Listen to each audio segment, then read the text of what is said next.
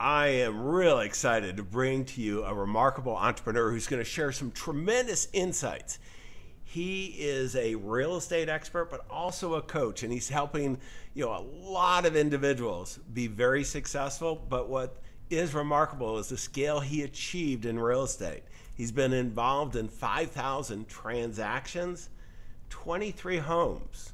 That 2,300 homes. I want to be really clear. It's not 23, 2,300 homes that he's bought, fixed, and sold. Now, he did get an early start. He read a book in ninth grade to do all this, but he's really made a huge impact in real estate and in business. And I've gotten to know him, and I want him to share with you his hard-learned lessons of success, because no matter what business you're in or where you invest, these are so important. And that's what we do here at AES Nation. It's all about accelerating your entrepreneurial success. I'm John Bowen, co-founder of AES Nation, and stay tuned because you don't want to miss the insights from Brad Chandler. Ordinary success? No way. You want amazing, remarkable, exceptional breakthroughs. Dig deep, think bold, drive hard, watch yourself soar beyond your dreams. AESNation.com. Brad, thank you for joining us. I'm really excited to have you here.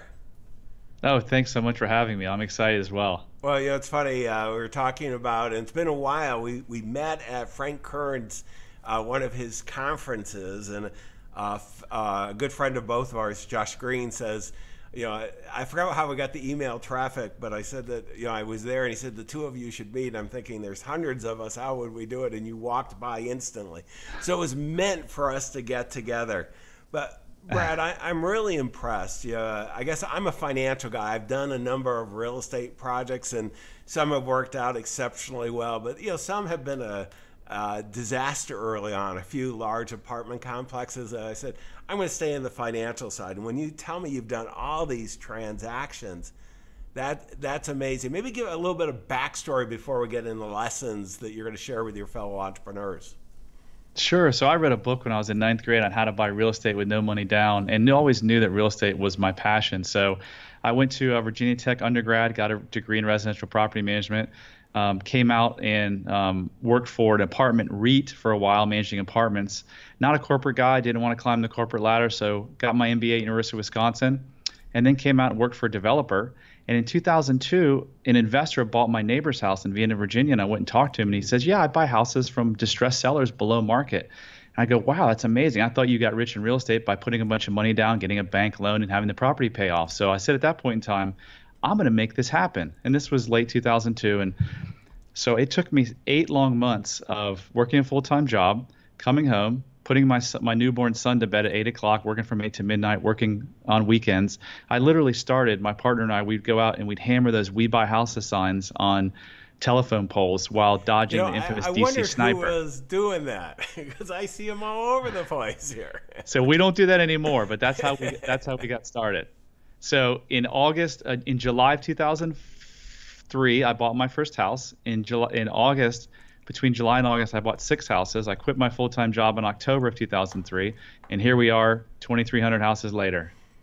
Yeah, no, it's amazing, and one of the things that's so interesting, I think, Brad, is that you relatively early age reading a book and then executing from that, and it is amazing. And you might have remembered there's been some downturns along the way, little bumps in the road, particularly I'm thinking 2008, 2009 as a financial guy. And how did, I want to go into, because one of the things you and I were talking about is the power of focus. And when you're doing all these kinds of activities, so many people think of all entrepreneurs as kind of an overnight success. How did you do all this? And give us a little bit of your thoughts on this power of focus, whether the markets are good or bad during that period. So I've been fortunate enough to go through the best real estate run-up in the history of real estate, and really the worst downturn ever. So we've survived both of those. Focus, when things got really bad, we had to renovate our houses and make sure that they were the nicest looking houses in the neighborhood and then price them a little bit below market. So that helped us get through. But then we really took advantage of the market between 2010 and 2012 because we started buying houses at 30% of what we had sold. We actually bought a house back that we had sold for $278,000 in 2008. We bought it back from the bank, fully renovated because we renovated it. And the owner put in a privacy fence for $5,000. Guess what we bought it back for? $100,000. So we bought 80 of those. Looking back, we wish we would have bought 800. And now the market's at its peak or close to it, we think, and now we're selling all of that. So that's where focus really helped us, is just, taking advantage of something in the market and just getting really good at that one thing. Yeah, it's really interesting, Brad.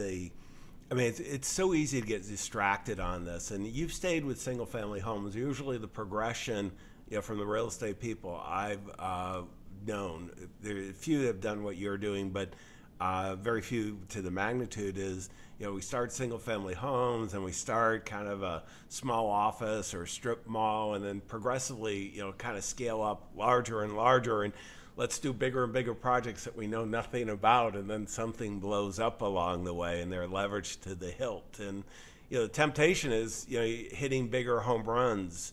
How did you not fall prey to that? Oh, I did. Okay. So in the first 5 months of 2005, we made so much money that I thought I was the smartest guy in the world. I thought I had notions of retiring at an early age. And so what we did is we went out and we bought 3 development projects. We bought a single family house in North Arlington, and we bought 2 condo projects in DC. We ended up losing $3 million combined on those. And mind you, I started in 2003 with a negative $80,000 net worth. So I didn't have a lot of money. So we fell prey to that. We learned our lessons. We learned the hard way. And in the last 5 years, we've gone back into that space, and we've had some really successful condo development. So I'm not professing that I didn't make a ton of mistakes. We made a ton of mistakes. And we also expanded to some markets, Virginia Beach and Richmond, when we weren't nearly ready. So we've learned a lot from our lessons, and now we just expanded. Actually, we started marketing in Miami in the South Florida market yesterday. But now we're a whole different company. Like, we've got our ducks in a row, all of our systems, all of our people, and we're ready to expand. Yeah, let's talk about that, because what happens in the marketplace is we've got to have the right team, and to scale up to the magnitude and then go into a totally new market. The mistake we all make as entrepreneurs is we've got to make smart decisions, become successful when we don't have a lot of money so we can blow it up early and then learn from our mistakes. But, what really is so important is having the right team around you, and, so that you can have the confidence to go into the markets, and also the right systems. But let's talk about attracting and retaining the team, because, you're in a pretty labor, and I'm thinking, just you got to show up to buy the house. Somebody's got to fix it, and then you got to sell it. There's a lot of people involved in that process.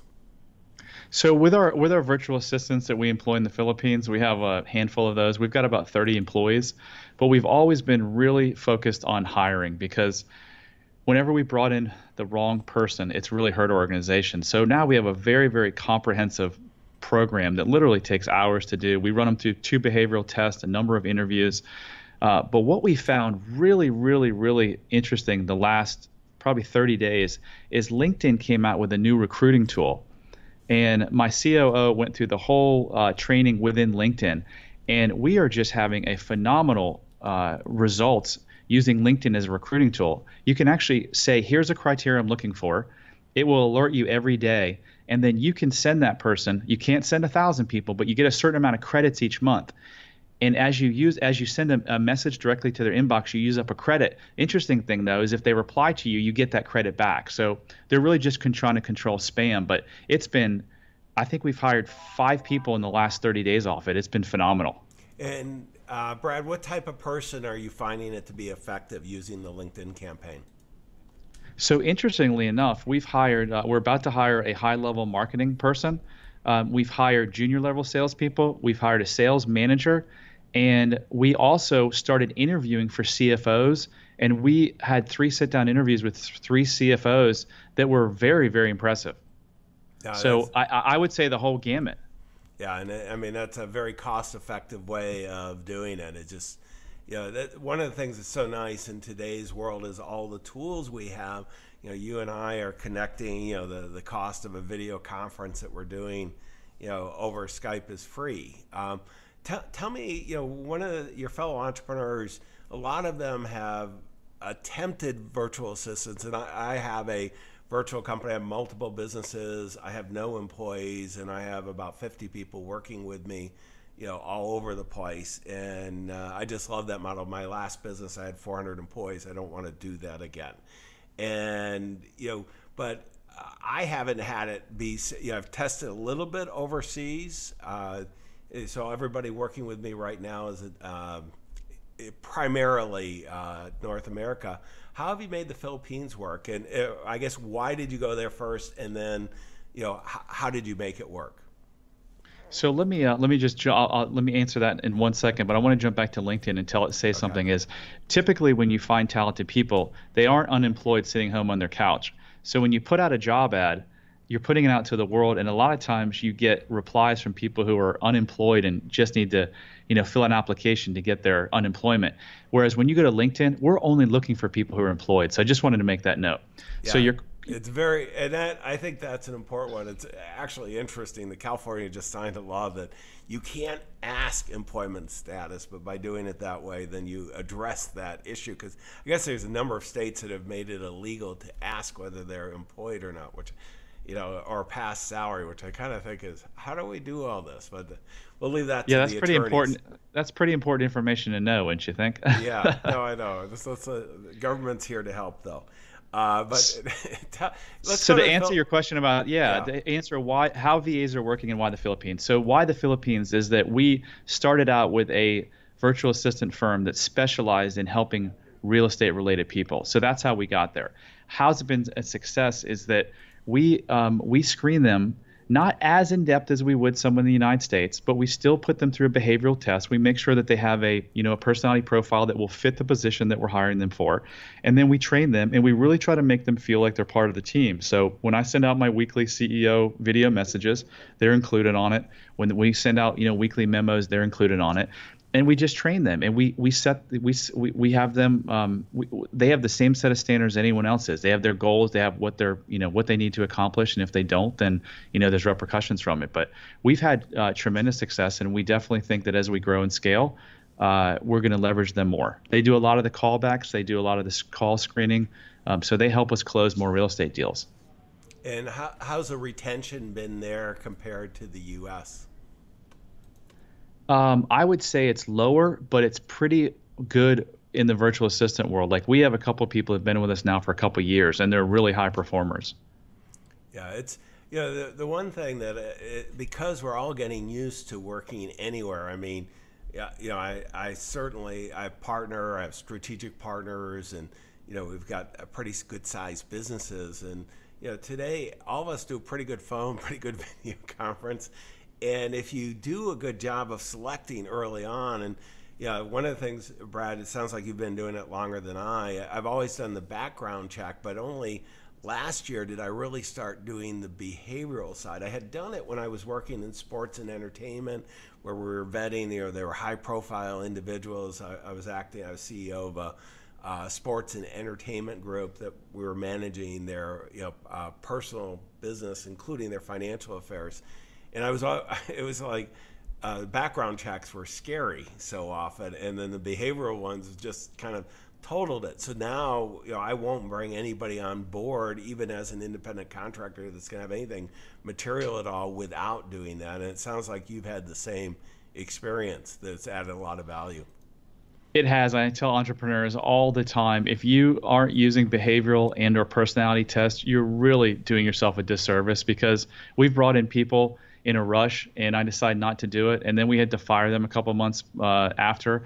And one particular person, I actually had them do the personality test right before I let them go, because I knew what I was going to find. And sure enough, they had no attention to detail. Had I run that report in 5 minutes for free, I would have said, this person will never be a fit for this position. So as a business owner, you have to employ those tools. Yeah, and you're doing them a disservice by not doing it too, because you're going to give them a position where they should, maybe a different one in your firm or somewhere else, but they've got to find the right home. And one of the things that I've been doing more recently, particularly on a little more senior, a recent one, I brought in a new executive assistant for me. I did the behavioral profiling, and then had one of the profilers have a conversation with her and give her mine, so that she could better serve me. And I did this first time I did that, and I asked her how it went, and she said it was extremely valuable. And why wouldn't it be? They want to, if they're coming in to serve us and to work with us and be successful, they'd like to know, how best to fit into the culture that you're creating or that we're creating. That's a great idea. We used to share them all the time, and it just reminded me, I'm going to get back to sharing those with the team members. Yeah, it's and a matter of fact, I've had now everybody that works with me has gone through this. So sometimes we get a little passionate about the new things, but it does work. Let's go to about perseverance, because you talked about it's not a straight line. None of us get that. The entrepreneur mindset. It's so easy to get beaten up along the way. How do you keep going? How do I keep going? I just think it's ingrained in me that I don't like to quit, and I like to succeed. And I think about all the people, Jack Canfield, I think he went to 121 publishers in order to get his first book, Chicken Soup for the Soul, published. Imagine if he'd have quit at 80, 90, even 120, where he would be, and all the lives that he's changed. So at this point, as I've shifted into coaching, my motivation now is I'm really, really excited to help hundreds, if not thousands of people in the next 10 years. And so what keeps me going is makes me feel really good when I can help people and change their lives. So that's what keeps me going and makes me, want to never quit. Yeah, no, it's amazing the difference you can make. And, it'd be nice if on the first time you do something, it works. But unfortunately, it doesn't. And, we were at a conference, Frank Kern's Inner Circle, I want to call it, kind of a, very much marketing oriented, but using technology. And he's a big believer in testing, just seeing what's working. And tell me a little bit about, because you've built, we kind of talked about people, but we've built some amazing systems to be able to do what you're doing, and to have the ability to kind of change direction now going into the coaching side. But how did you go about testing what worked and then putting the systems in place? So from a marketing standpoint, we test constantly, whether it's A/B testing with landing pages or the ads or the copy. We do that all the time. We do 200,000 direct mail pieces a month, so we test that. In terms of processes, we haven't done a whole lot. We have either bought a house, fixed it up, and resold it. We've bought a house, fixed it up, and kept it as a rental, or we've gotten a house under contract, which is our latest business model, and then we never even buy it. We flip it to a cash buyer, and we take a fee for it. So it's not like we've tried 50 different things. We've pretty much stuck to those three things. So there's not a whole lot of testing when it comes to, our business processes. We do one thing, and if it works, great. If not, we do, I wouldn't call it a test. We would just tweak the model a little bit or tweak the processes. So how are, with all the competition of all those signs on telephone poles, Brad, your marketing that you're doing, I think of, there are people always that are going to want to sell. They need to make a quick sell. But how do you differentiate yourself from the mom and pop doing it and get that message across and actually have that conversation so that you can do the transaction that you do? Because you've done so many of them. So a lot of my competitors hide behind those "We Buy Houses" signs. You can't find them. They don't have their address on their website. A lot of them work from their home, or out of their car. From day one, we've had an office and we've had a brand. We've had the Express Homebuyers brand. We spent over $10 million in TV advertisements. So we have this jingle: Express Homebuyers, we buy your house in 7 days. If you ask the 6 million people in the DC market, I bet you at least 4 million people, if you said, "Hey, sing the jingle," could sing the jingle. So we've just really been professional. We've tried to stand above some of the unscrupulous practices in this industry. We're members of the Better Business Bureau. We've got an A+ rating. My face is all over TV. It's all over the internet. Hey, we're here to buy your house. Here's the price we can offer. If you don't like that price, we understand, but we're not going to try any underhanded tactics or techniques or lie to you about how much your house is worth. So I think that's what's really made a difference, just being professional and treating people the way that we would like to be treated. Yeah, it was interesting, Brad, when I learned what you did. I didn't know the scale, and I'm going, geez, I know a lot of guys that buy houses, fix them up, and so on. I said, is there going to be much value? And I'm going to pull up on the screen your business website, the Express Home Buyers. I didn't know, I'm out in Silicon Valley, so I didn't know the jingle. I can't do that one. But I was really very impressed, and just kind of the messaging when I opened it up, and the chat coming up, and the scale of homes bought, and then the phone number and a fair offer in 7 minutes. And I go, this guy knows how to market because Thank you. Yeah, well, and it's a compelling value promise, for the right audience. And that's the biggest challenge all of us have as entrepreneurs is matching the marketing to the clientele. Absolutely. Yeah. My passion has been mostly around sales and marketing in the last 12, 13 years. I just love it. Is there anything that jumps out on the marketing and sales that translates lessons learned? Because I look at you're in one of the most competitive markets. It does take some capital, obviously, to do this, to buy homes, but not that much. And everybody, it's like, people open restaurants all the time because they know how to cook, at least for their family, and a lot of them fail. And certainly, I remember I don't have the statistic in my mind right now, but the number of real estate licenses in California are just huge. And so many people think of themselves as investors, and, so that you've got a lot of competition. How do you, stand out in this? So the jingle in our brand is one thing. Our website, we've spent a lot of time and money on the website because I always knew that TV was going to become less and less effective, and more effectiveness was going to come from the internet. So we've always focused on online, and that's where really our biggest ROI comes from now is online. But I think in terms of the messaging, there are very few companies that can speak to the pain that the people are going through.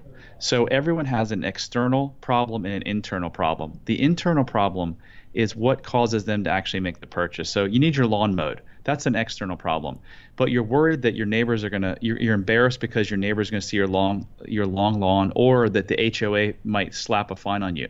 That's what makes you pick up the phone and call that lawnmower. So when someone needs to sell a house, there's a reason. They're stressed, they're embarrassed, they're scared. So when we market, we really talk to that internal problem. And I think that's what resonates. Our competitors just want to say, hey, I'm John and I buy houses cash, and how great John is. But the prospect doesn't care how great John is. The prospect cares, can John solve my problem? So I think we do a better job than most at getting that message across. Yeah, I think that's really powerful for all of us, is that internal, external thought process, because it's so easy to address the external. But when we start thinking the emotional part, that whatever market we're working with, what they're going through, and if we can start a conversation, entering the mind, where they already are, it's very powerful. And and so often we want to reduce pain, and clearly, if somebody's in the process, they need to sell their home quickly, that it's a painful process. And making it as professional and easy to do in addressing their concerns is amazing. And this is, for all of us as fellow entrepreneurs, we've got to really think through that. What about, I think of one of the things in doing all those transactions, Brad, the ability, just, the negotiating, the techniques for both, kind of making deals happen, because, most of us think we're great negotiators until we actually do a deal. And then we find out, yeah, maybe we're not. And the counterparty obviously has their own belief systems and so on. How do you, that number of transactions, how have you standardized, kind of the negotiating process? I know there's 3 different types of deals that you were talking about, but how did you, come up with a process that worked consistently for you? So we've spent a lot of money and time on sales training. We've gotten some of the best sales trainers, in the country to help us out, and then we've just basically scripted everything. So similar to how I was talking about their problems and their internal problems, what causes them to buy. In our sales process, we talk a lot about that. We want to unearth what is the pain, why are you calling us, and then during the sales process, we want to focus on that pain. Additionally, we do something called advanced agreements. So whether it's on the phone or whether we're at their home visiting with them, we set the agreement up front. Here's how the call is going to work. If we're not a fit, is it okay if I tell you? If you think we're not a fit at any time, is it okay that will you tell me that? What it does is it takes the, used car sales. When the person walks in, they have all the power and the salesperson has nothing. What that does by asking those questions is now it levels the playing field and it makes the person much more comfortable and kind of, takes their guard down. So those are, to answer your question, though, is we've scripted a lot of this stuff. So when new people come in, we have a lot of video sales training and scripts that they can just study and hear calls and hear first home visits where we actually record them and just learn how to do it properly. Yeah, no, I think that's so invaluable. It's so valuable. And one of the mistakes so many of us make is we leave, it to chance. And, if you're going to scale up your business, having the ability to script out, to test, and using outside consultants to really help you put it together. I mean, it's just amazing. And one of the things I always think of it as an exploratory conversation in our coaching of top financial advisors with very wealthy individuals. They're ready to get pitched, and that doesn't work at all. Is to have really what you're doing, Brad. I call it an exploratory conversation that, we're taking a look at whether we can serve you, and if we can't make a huge impact, we're going to let you know. We're going to let you know whether the current guy's doing a good job. And if they are, we're going to recommend you stay there. And if we're not good and they're not the right ones, we'll promise to point you in the right direction. And that just changes that conversation so quickly, and then you can see whether it is a good deal on both sides. And so that's so powerful what you're doing. Let me go and talk about resources for a second. And one of the things I want to pull up, you've got a new site, bradchandler.com, and you're doing coaching. Tell me a little bit. I mean, one of the challenges we all have as entrepreneurs is staying focused, as we talked about earlier, and all of a sudden now you're kind of changing. Tell me why you're changing and what you're doing, here. Yeah, so I've always had a passion around teaching from a very young age. I can remember being a kid and, teaching the kids in the neighborhood how to ride their bikes. So I've always had a passion around teaching. I see that there's a huge opportunity in this space, and I've gotten my business to a 7th level, which means that it essentially runs the expresshomebuyers.com. It essentially runs without my input. So I thought, hey, what would be the next chapter in my life, or what can I add to help Express Home Buyers and help people? And that was coaching. So tonight I'm getting ready to launch my coaching program. I'm really excited for it, and I'm just really excited to be able to help, again, thousands of people in the next, in the coming years to better and change their lives, and then hopefully they can do that to other people as well.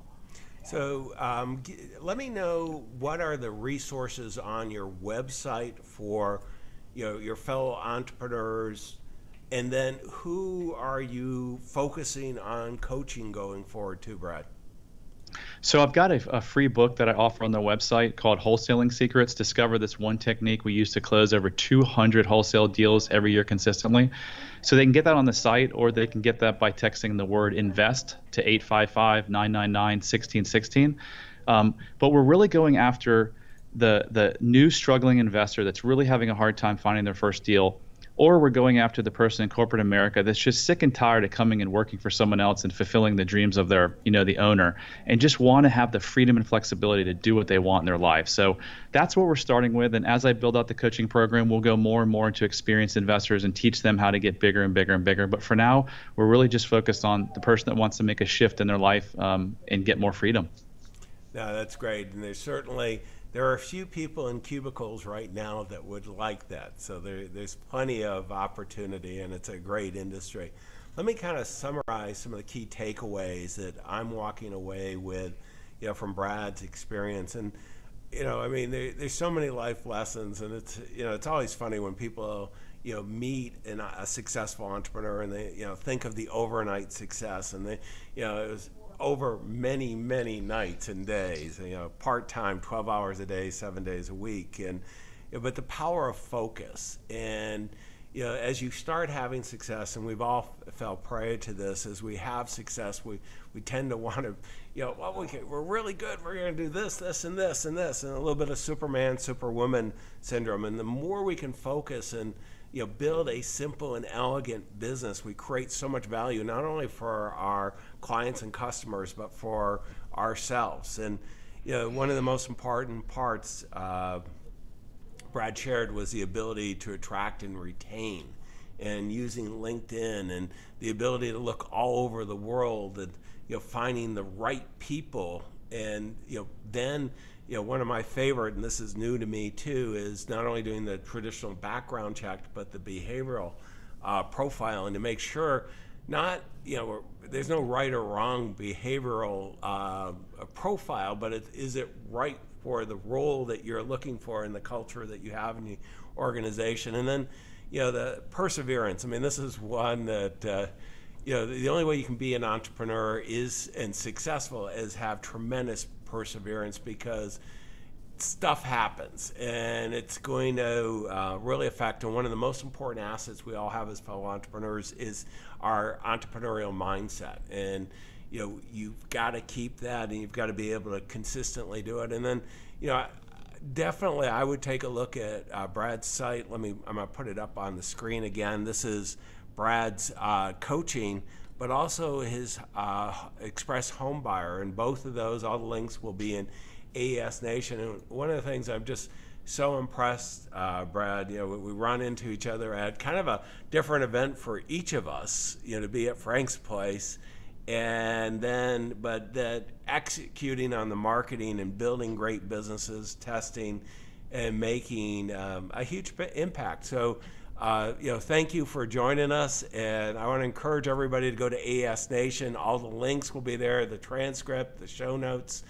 And you've got to go out and execute. Take what Brad shared, execute it. Your clients, your future strategic partners, are all counting on you. Wish you the best of success.